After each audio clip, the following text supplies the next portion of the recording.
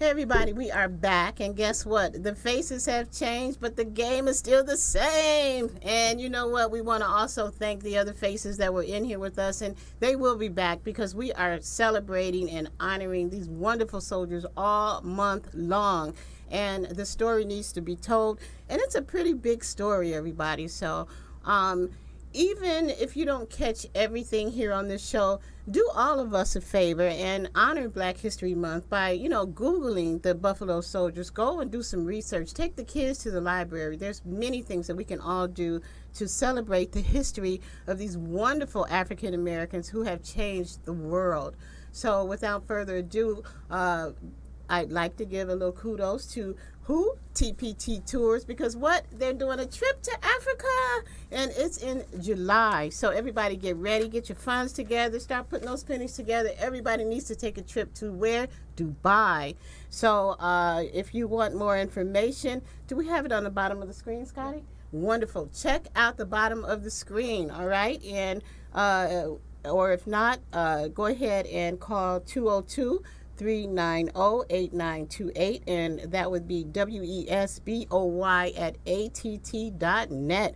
Dr. Wesley Boykin is the person who will just talk to you about everything. So, moving forward, I'd like to introduce these wonderful gentlemen, and they are all still part of this great crew, this great team that goes out all over Las Vegas, and they share the story of the Buffalo Soldiers. So without further ado, to my farthest, okay, whatever, tomato. Anyway, to my left, we've got Trooper, oh wait, I've got to turn the page here. Okay, sorry about that. Trooper Alfonso Eason. Trooper Eason, welcome to the show. Thank you very much for inviting me. All right, and in the middle we've got Trooper John Everett. Hey, welcome to the show, Trooper John. Thank you. And to my left here we've got Trooper Sammy Armstrong. Welcome all three of you to the show. Thank you, Linda. And Trooper Armstrong, you're like Hollywood now. We've got you on the documentary. We've got you. I just saw your picture in the paper. You're like all over the place. But you know what? You deserve it, because you and I have been working together. I'm telling you, in a very incredible way over the past year now. And I mean, we've been wiping the sweat off our brow trying to get this whole thing together, just to make sure that everybody has what they need for Black history. Absolutely. So thank you so very much from the bottom of my heart for all of your help.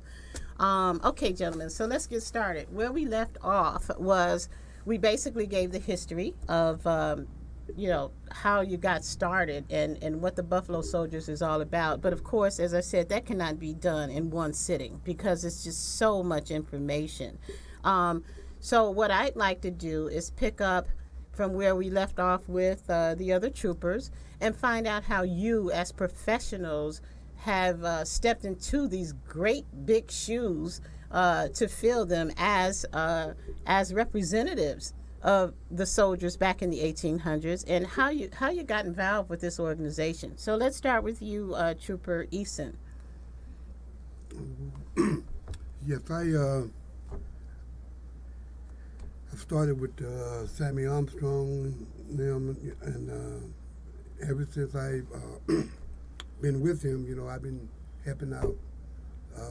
Selling the gear. I know, because you came to pick me up one time, so that was major. But keep going. Sorry about that. And anything that they want me to do, Mm-hmm. I'm well, here for it, and I'm just loving it, Well, you said something very important. Anything that they need for me to do. My goodness. See, again, now, don't make me start crying, because then I'm going to be some hormonal woman and everything. But it touches my heart, because that's what teamwork is all about. Right. It's not about what you're doing. It's not about, okay, that's grunt work, I'm going to get the coffee. It's about what do you need, because it's the big picture. It's the purpose. And that's what all of you represent from what I have seen so far. And that's why I'm very proud to have you here on the show.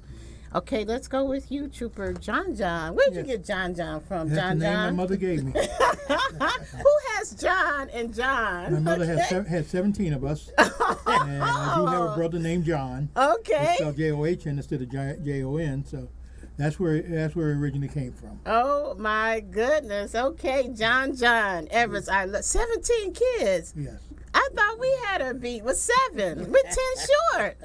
Wow. Now, how do you manage in a household with 17 people? What's the It's most busy. outstanding thing to you? Bathroom. Trying to rush to the bathroom. Oh, I okay. thought we had a big one with 12. Okay. Now, That- out of that 17, half of them are girls. So. Oh, wow. 12, we had 13. Oh my, so we all have that in common. We've all had big families. How about that? That is amazing. Oh my, okay, so John, so that really makes you historical. You have stepped out of a family of 17 children and became a Buffalo Soldier. Yes. What motivated you? Well, first off, I grew up on a cattle ranch. My dad was a true cowboy. We owned our own ranch and raised cattle and everything. So I kind of already knew how to do a lot of the stuff that the Buffalo Soldiers do. Then so when I came to Las Vegas, I lived where Sammy Armstrong had a house at, and I bought a horse and put out there, and started traveling with the guys and doing things with the Buffalo Soldiers. And now, not only do I do it here in Nevada, I also do things in Arizona with the Buffalo Soldiers down there. wow. My daughters 3 of them are school teachers, so we go and we run Buffalo Soldier programs at different schools down there. So again, do anything and everything whenever it has to be done. It's amazing. 2-3 It's years ago, I amazing. got elected to be a vice president at the organization, which is an honor. Oh, you're VP over there. Oh, wow. That is so great. So that's VP in Las Vegas, In Las correct? Vegas. Okay. Oh, my goodness. And look at you. So you didn't go around and say, I'm the VP. Look, I'm just finding that out, right? So you see how modest and humble you gentlemen are. And it's fascinating. It's fascinating. Trooper Sammy, well, I know you were president, right? Yeah, I was founding president back in 2005 when Buffalo Soldiers first came to Las Vegas. And then in 2015, we underwent a name change, and all the officers then changed to a different group. But we're all still together and working to keep the story alive. Yes, you are. And I mean, okay, I have to tell this part of the story. How much time do we have, Scotty? We really still have that amount of time? Okay, I'm going to take 2 minutes to tell this because this really freaks me out.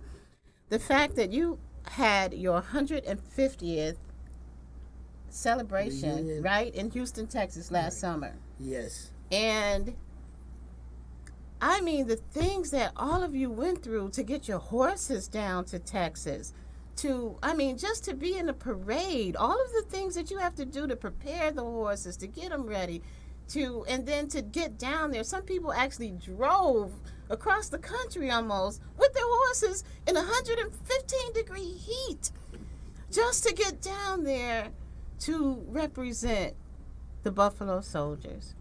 That shows you our dedication and how important we think this organization is. Yes, it is. And how important the history and the story must be told. How important it has to be told. We think it's important that we represent a lot of those dead souls whose story has never been told. And that's the thing. Trooper Keith originally mentioned to us earlier. He said, well, it's just been taken from history.